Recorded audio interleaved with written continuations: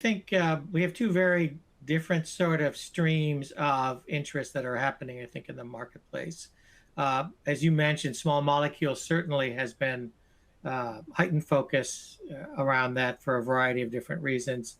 The renewed interest in onshoring, et cetera, around that. But biologics is, while probably less press is going in the biologics space, there's an awful lot of work happening in the biologics space as well around that.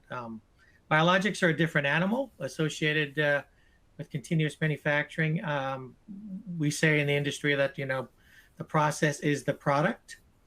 And so the CMC components of biologics processing really take a precedence when it comes to drug development.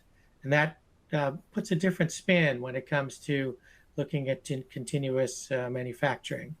Nonetheless, there is great interest in biologics. Obviously, push and interest in biosimilars that the FDA has, marketplace has, quite honestly, is incentivizing the marketplace to look at continuous as a viable alternative to classical large molecule manufacturing.